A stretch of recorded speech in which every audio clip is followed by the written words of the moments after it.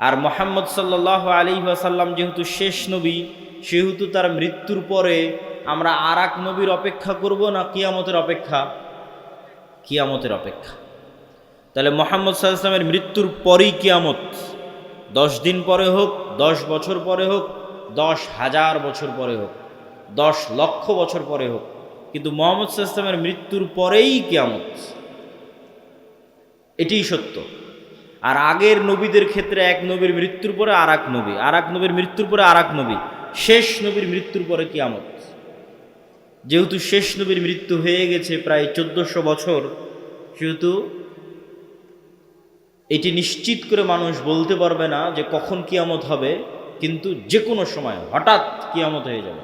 বাগতাতান, হঠাৎ। আল্লাহ সুবহানাহু ওয়া তাআলা কোরআন মাজিদে বলেছেন যে হঠাৎ কিয়ামত কায়েম হয়ে যাবে। প্রিয় উপস্থিতি, 1 নাম্বার মুহাম্মদ সাল্লাল্লাহু আলাইহি ওয়াসাল্লামের মৃত্যু। 2 নাম্বার ফাতহু বাইতুল মুকাদ্দাস। স্বেচ্ছাসেবকদের প্রতি আহ্বান জানাবো, ডানে ভিড় বেশি হচ্ছে, তথা আমার ডানে, এই ভিড়গুলোকে পিছনের দিকে নিয়ে গেলে সবচেয়ে ভালো হয়। স্টেজেও যারা দায়িত্বশীল আছেন তারা স্বেচ্ছাসেবকদের দিয়ে এই কাজটা একটু করিয়ে নেন। 2 নাম্বার হচ্ছে মসজিদে আকসা বিজয় হবে আমার এবং কিয়ামতের মধ্যে।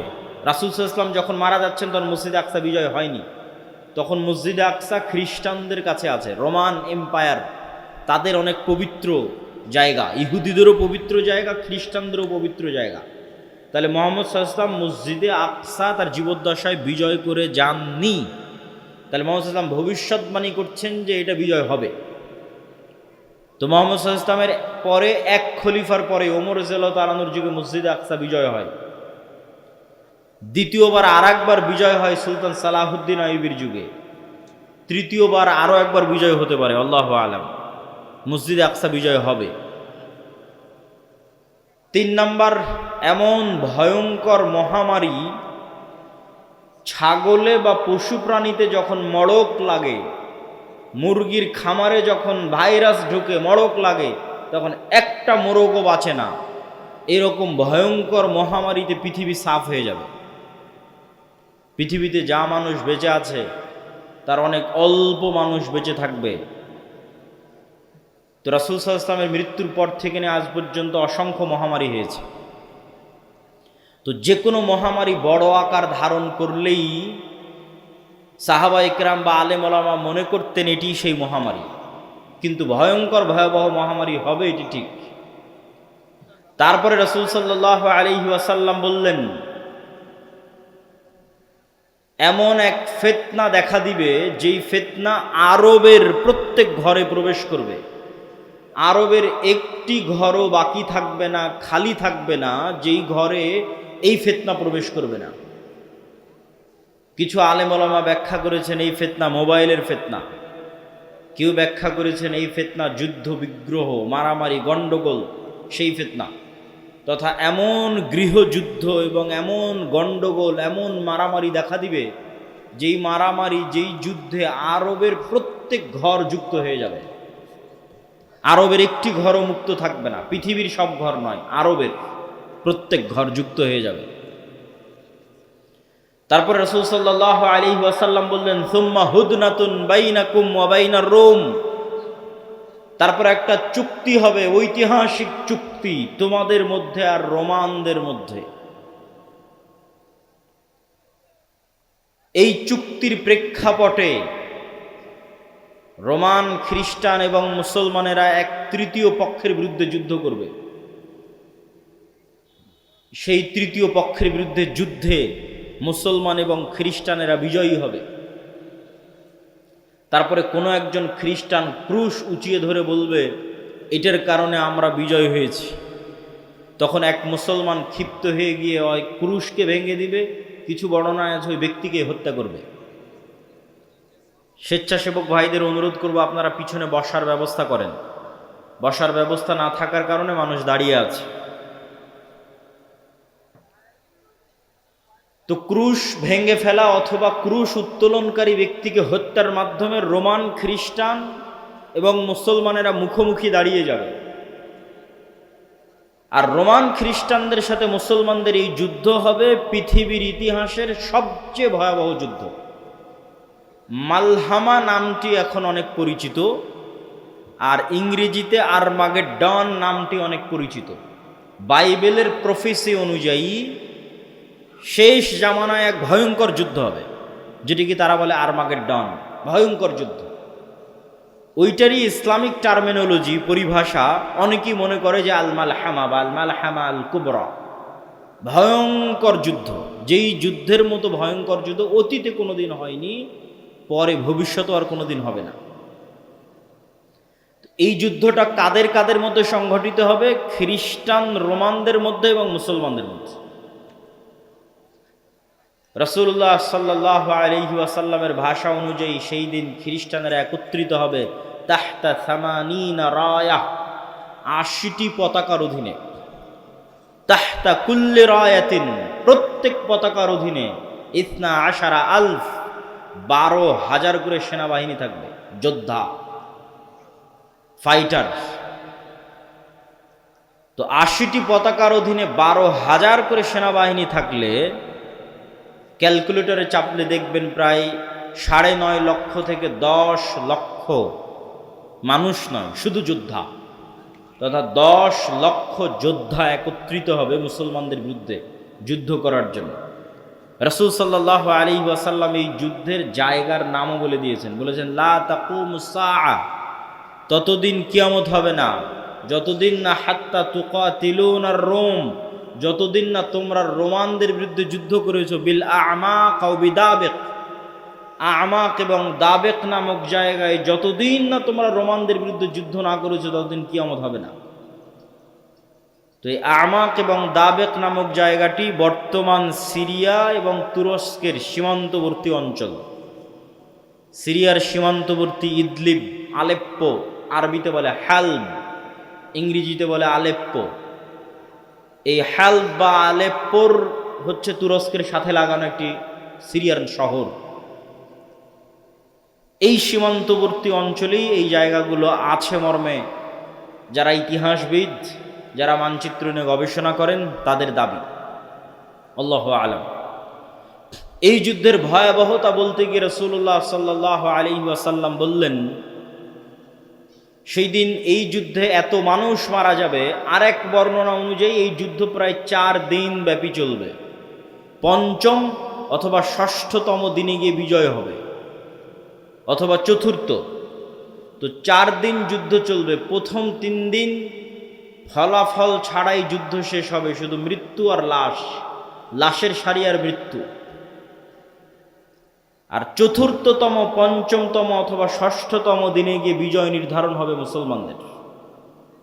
লাশের সংখ্যা এবং সারি বলতে গিয়ে রাসূল সাল্লাল্লাহু আলাইহি সাল্লাম বলেছেন যে একটি পাখি যদি আকাশে উড়ে, তাহলে ১ মাস উড়লেও মানুষের লাশ যেহেতু শেষ হবে না, লাশের দুর্গন্ধ যেহেতু শেষ হবে না, সেহেতু পাখি দুর্গন্ধমুক্ত ফাঁকা জায়গায় বসতেও পারবে না। পাখি পড়ে মারা যাবে, তবুও কোনো ভালো বসার মতো ফাঁকা জায়গা পাবে না ১ মাস উড়লেও। তাহলে এখান থেকে একটা পাখিকে উড়িয়ে দিলে ১ মাসে সে যতদূর যাবে, এই পুরো এরিয়া যদি চতুর্দিক থেকে মাপা হয় তো দেখা যাবে সবই লাশ। তাহলে কত লক্ষ, কত কোটি মানুষের লাশ হতে পারে, আল্লাহু আলাম। রাসূল সাল্লাল্লাহু আলাইহি ওয়াসাল্লাম বলছেন, গনিমতের বন্টনে কেউ সন্তুষ্ট হবে না। কেন? ওয়ারিসই নাই। সন্তুষ্টি কেমনে হবে? ওয়ারিস নাই। ওয়ারিস নাই কেন? এক বংশে যদি ১০০ জন সদস্য থাকে, তো ৯৯ জনই মারা যাবে, একজন বেঁচে থাকবে, তাহলে তো কোনো ওয়ারিস নাই। যেহেতু কোনো ওয়ারিস নাই, সেহেতু কোনো আনন্দ নাই। তো গনিমতের মাল বন্টনে আনন্দ হবে না, কেননা ওয়ারিস বিহীন হবে সবাই। পুরো বংশের সব মারা যাবে, একজন বেঁচে থাকবে। রাসূলুল্লাহ সাল্লাল্লাহু আলাইহি ওয়াসাল্লাম এই মালহামা বা এই ভয়ঙ্কর যুদ্ধ, এটির বর্ণনা দিতে গিয়ে বলেন, মুসলমানেরা সেই দিন ৩ ভাগে বিভক্ত হবে। সুলুসুন ইয়াহজিমু, ৩ ভাগের ১ ভাগ যুদ্ধের মাঠ থেকে পালিয়ে যাবে। লা ইয়াতুবুল্লাহু আলাইহিম আবাদান, আল্লাহ সুবহানাহু ওয়া তাআলা এদের তওবা কোনোদিন কবুল করবেন না। ইসলামে কবিরা গুনাহের যে লিস্ট আছে, তালিকা আছে, এই কবিরা গুনাহের তালিকায় শিরক সবচেয়ে বড়। তারপরে বিভিন্ন হাদিসে আছে পিতামাতার অবাধ্যতা, বিভিন্ন হাদিসে আছে নিরপরাধ মানুষকে হত্যা, বিভিন্ন হাদিসে আছে প্রতিবেশীর স্ত্রীর সাথে জেনা। এই যে কবিরা গুনাহ, সবচেয়ে বড় কবিরা গুনাহের যে তালিকা, এই সবচেয়ে বড় কবিরা গুনাহের যদি সর্বোচ্চ 10টা তালিকা করা হয়, তার একটা জেহাদের মাঠ থেকে পলায়ন করা। কিন্তু কবিরা গুনাহ যত বড়ই হোক, তওবা আছে, শিরকেও তওবা আছে, যতক্ষণ শ্বাস আছে। সব অধিকাংশ সাহাবী তো মুশরিক থেকে ইসলাম গ্রহণ করেছে, শিরক করে তারপরে যে ইসলাম গ্রহণ করেছে। এখনও যারা ইসলাম গ্রহণ করেছে তো শিরক থেকে ইসলাম গ্রহণ করেছে। তাহলে শিরকের তওবা নাই মানে মৃত্যুর পরে কিয়ামতের মাঠে আল্লাহ চাইলে স্বেচ্ছায় এমন অনেক গুনাহ বান্দার মাফ করে দিতে পারে যেটার তওবাই ও করেনি। বুঝাতে না পারলে এটা আমার ব্যর্থতা। এমন অনেক গুনাহ আমরা করেছি যেটার তওবা আমরা করিনি, ইস্তেগফার করিনি, ক্ষমা চাইনি, তাও আল্লাহ ওই গুনাহ তার দয়ায় মাফ করে দিতে পারেন কিয়ামতের মাঠে। কিন্তু ওই যে দয়ায় মাফ করে দিবেন কিয়ামতের মাঠে আল্লাহ, ওই লিস্টে শিরক থাকবে না। এটা হলো শিরকের গুনাহ আল্লাহ ক্ষমা করবেন না। যে বান্দা যদি লাউ আতাইতুম, তুমি যদি আসো বিকরাবিল আরদি খাতায়া, আসমান জমিন পূর্ণ গুনাহ নিয়ে, তাহলে আমি আল্লাহ আসমান জমিন পূর্ণ ক্ষমা নিয়ে উপস্থিত হব। তো এই যে আসমান জমিন পূর্ণ গুনাহের কোনো গুনাহ আপনি জানেন, কোনো গুনাহ ভুলে গেছেন, কোনোটার তওবা করেছেন, কোনোটা করেননি, তাও আল্লাহ দয়া করে মাফ করে দিবে। কিন্তু করবেন না কোনটা? শিরক। কিন্তু যতক্ষণ শ্বাস আছে ততক্ষণ সব গুনাহের ক্ষমা আছে, শিরকেরও ক্ষমা আছে। তো রাসূল সাল্লাল্লাহু আলাইহি ওয়াসাল্লাম বলছেন, যারা ওই যুদ্ধের মাঠ থেকে পলায়ন করবে এদের তওবা কবুল হবে না। 3 ভাগের 1 ভাগ, সুলুসুন, 3 ভাগের 1 ভাগ শহীদ হয়ে যাবে আল্লাহর রাস্তায়। রাসূল সাল্লাল্লাহু আলাইহি ওয়াসাল্লাম বলছেন তারা হচ্ছেন আফজালু শুহাদাইল আরজ, পৃথিবীর সর্বশ্রেষ্ঠ শহীদ। আল্লাহু আকবার।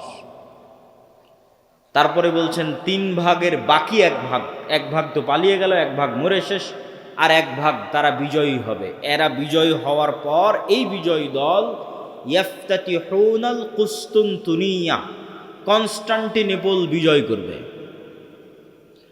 এই কনস্টান্টিনোপল কুসতুনতুনিয়া হচ্ছে আজকের তুরস্কের ইস্তাম্বুল, যেটা দীর্ঘদিন তুরস্কের রাজধানী ছিল।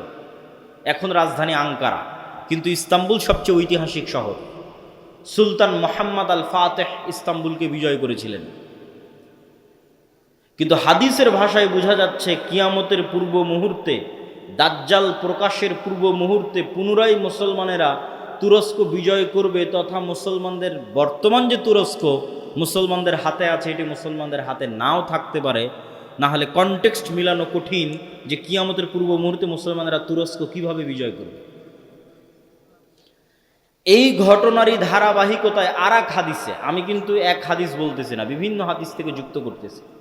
আরেক হাদিসে রাসূলুল্লাহ সাল্লাল্লাহু আলাইহি ওয়াসাল্লাম বলেন, ততদিন পর্যন্ত কিয়ামত হবে না যতদিন না বানু ইসহাকের 70,000 মানুষ, ইসহাক আলাইহিস সালাতু ওয়াস সালামের বংশের, ইব্রাহিম আলাইহিস সালাতু ওয়াস সালামের বংশের 70,000 মানুষ যতদিন না এমন এক শহরে যুদ্ধ করছে, মদিনাতুন, এমন এক শহরে যুদ্ধ করছে, জানিবুহাল বার ওয়া জানিবুহাল বাহর, যার এক পাশে সমুদ্র আর এক পাশে সমতল। কোন শহর? আলেম ওলামা মতভেদ করেছেন। কেউ বলেছেন এটি ইতালির রাজধানী রোম, কেউ বলেছেন এটি তুরস্কের ইস্তাম্বুল, কুস্তুনতুনিয়া, কনস্টান্টিনোপল। ইতালির রাজধানী রোম হওয়ার পক্ষে আর একটা জয়ীফ হাদিস আছে, যে রাসূল সাল্লাল্লাহু আলাইহি ওয়াসাল্লামকে জিজ্ঞেস করা হচ্ছে যে উম্মতে মুহাম্মাদি কোন শহর আগে বিজয় করবে কিয়ামতের পূর্ব মুহূর্তে, কুস্তুনতুনিয়া না রোমিয়া? কিন্তু হাদিসের সানাদ দুর্বল। তো এমন এক শহর, যেই শহরের, কিন্তু এখন যেটা অনুবাদ করতেছি এটা সহিহ বুখারী মুসলিমের হাদিসগুলো অনুবাদ করতেছি, যেগুলো আমি পূর্ণ অনুবাদ করতেছি এগুলো, তথা কিয়ামতের পূর্ব মুহূর্তে যা ঘটবে তার সবচেয়ে বিশুদ্ধ যেগুলো হাদিস। তো রাসূল সাল্লাল্লাহু আলাইহি ওয়াসাল্লাম বললেন এমন এক শহর বিজয় করবে বানু ইসহাকের, ইব্রাহিম আলাইহিস সালাতু ওয়াস সালাম, ইসহাক আলাইহিস সালাতু ওয়াস সালামের বংশের 70,000 মানুষ, যেই শহরের এক পাশে সমুদ্র আর এক পাশে সমতল, কিন্তু ওই যুদ্ধ হবে বিদুন সিলাহ, লা ইয়ারমুনা আইয়ু সাহমিন, না তারা কোনো তীর নিক্ষেপ করবে না তরবারি চালাবে, কোনো অস্ত্র ছাড়া বিজয় হবে। কিসের মাধ্যমে বিজয় হবে? তারা শুধু মুখে উচ্চারণ করবে লা ইলাহা ইল্লাল্লাহু আল্লাহু আকবার। এই এক তাকবীর ধ্বনিতে শহরের এক দেওয়াল পড়ে যাবে। দ্বিতীয় তাকবীর ধ্বনিতে শহরের দ্বিতীয় দেওয়াল পড়ে যাবে, তৃতীয় তাকবীর ধ্বনিতে শহরের তৃতীয় দেওয়াল পড়ে যাবে। মুসলমানেরা বিনা বাধায়, বিনা রক্তপাতে এবং বিনা অস্ত্র প্রয়োগে ওই শহরে প্রবেশ করবে।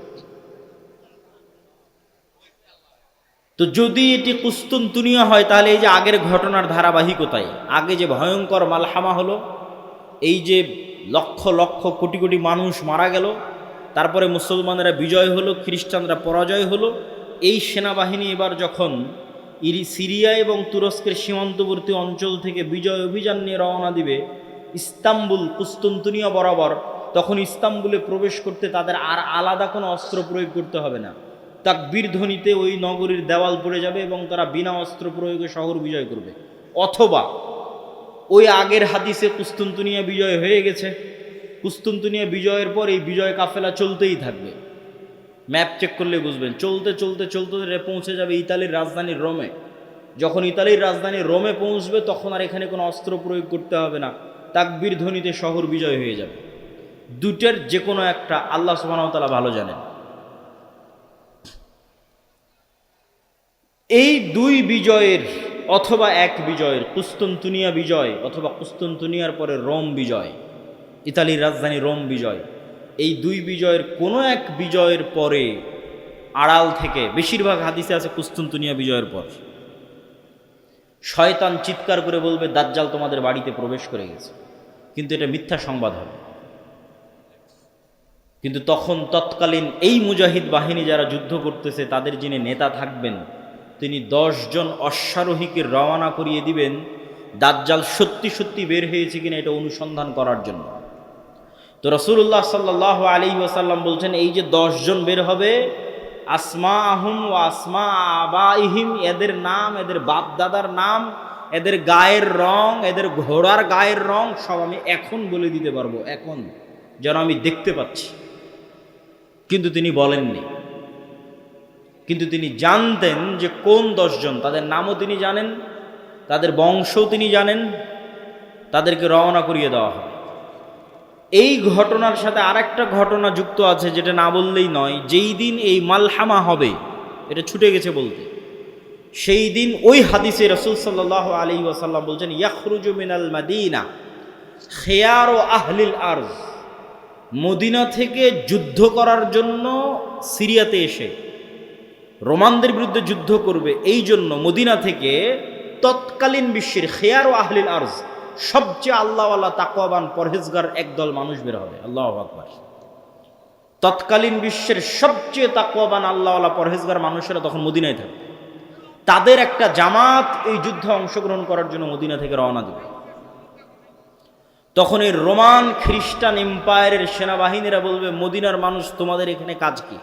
খাল্লু বাইনানা ওয়া বাইনাল্লাযীনা সাবাউ মিন্না, আমাদের যুদ্ধ এই সিরিয়ার মানুষদের সাথে, তোমরা আমাদের রাস্তা ক্লিয়ার করে দাও, তোমাদের এই যুদ্ধে বাধা দেওয়ার কি দরকার? অথবা আমাদের মধ্যে থেকে আগের যুদ্ধের ধারাবাহিকতায়, মানে এর আগেও আরও অনেক যুদ্ধ হয়ে থাকতে পারে, ধারাবাহিকতায় আমাদের মধ্যে যারা তোমাদের কাছে বন্দী হয়ে আছে, বন্দী হওয়ার পর তারা তোমাদের দিন গ্রহণ করে নিয়েছে, ওদের সাথে আমাদের যুদ্ধ, তোমরা কেন ওদেরকে বাঁচাতে আসতেছো? এরকম একটা কনটেক্সট হাদিসের মধ্যে আছে। তখন মদিনার মানুষেরা উত্তরে বলবে, আমরা আমাদের ভাইদেরকে একাই ছেড়ে দিতে পারি না, অতএব এই যুদ্ধে আমরা অংশগ্রহণ করবই করব। এখানে ভাইদেরকে বলতে দুটোই উদ্দেশ্য হতে পারে, সিরিয়ার মুসলমানদেরকে অথবা রোমানদের মধ্যে যারা বন্দী হয়েছিল খ্রিস্টান, পরে মুসলমান হয়ে গেছে, ওদেরকে এরা চাচ্ছে নিয়ে নিতে, যে আমরা তো আমাদের লোকজনকেই চাচ্ছি, তোমাদের কি সমস্যা? ওদেরকে বাঁচাতে এরা বলবে, না, আমাদের মুসলিম ভাইদেরকে আমরা একাই ছেড়ে দিতে পারি না। তখন ওই যুদ্ধ হবে। তো এবার এই যে 10 জন অশ্বারোহী রওনা দিল দাজ্জালের অনুসন্ধানে, দাজ্জালকে খুঁজতে, তখনও দাজ্জাল বের হয়নি। তো কিন্তু মুজাহিদ বাহিনী হতবিহব্বল, তটস্থ, হতভম্ব হয়ে যাবে। কেননা দাজ্জালের ফিতনা পৃথিবীর সবচেয়ে বড় ফিতনা। আদম আলাইহিস সালাতু ওয়াস সালাম যেই ফিতনায় পা দিয়ে জান্নাত থেকে বের হয়ে গেছেন, ওটাও ফিতনা। আল্লাহ বললেন, এই গাছের নিকটে আসিও না, এই গাছের ফল খেও না। খেয়ে নিলেন, তো ফল খেতে নিষেধ করাটা ফিতনা। খেয়ে নিলেন, ফিতনায় পড়ে গেলেন, ফিতনা থেকে বাঁচতে পারলেন না। কাবিল হাবিলকে হত্যা করলো, এটাও ফিতনা। নূহ আলাইহিস সালাতু ওয়াস সালামের কওম আগের যুগের সৎ কর্মশীল পরহেজগার বান্দাদের মূর্তি বানিয়ে পূজা করতে লাগলো, ওটাও ফিতনা। লূত আলাইহিস সালাতু ওয়াস সালামের কওম জেনায় লিপ্ত হয়ে গেল, এটাও ফিতনা। কিন্তু এগুলো একটাও ফিতনা দাজ্জালের ফিতনার মতো বড় নয়, এটা বুঝতে হবে। দাজ্জালের ফিতনা আকবারু ফিতান আলা ওয়াজহিল আরজ। আদম আলাইহিস সালাম যেই ফিতনায় পা দিয়েছেন ওইটার চাইতে, কাবিল যে ফিতনায় পা দিয়েছিল ওইটার চাইতে, নূহ আলাইহিস সালামের কওম যে ফিতনায় পা দিয়েছিল ওইটার চাইতে, আদ সামুদ কওমে লূত তারা যেই ফিতনায় পা দিয়েছিল ওইটার চাইতে সবচেয়ে বড় ফিতনা দাজ্জালের ফিতনা। আর এই ফিতনা মোকাবেলা করবে উম্মতে মুহাম্মদ, সর্বশ্রেষ্ঠ উম্মত মোকাবেলা করবে পৃথিবীর সবচেয়ে বড় ফিতনার। কেন দাজ্জালের ফিতনা সবচেয়ে ভয়ঙ্কর, এটাও বুঝতে হবে আপনাকে। আমি স্বেচ্ছাসেবক ভাইদের আবারও দৃষ্টি আকর্ষণ করছি যে আমাদের ডানে লোকজনের সংখ্যা বেশি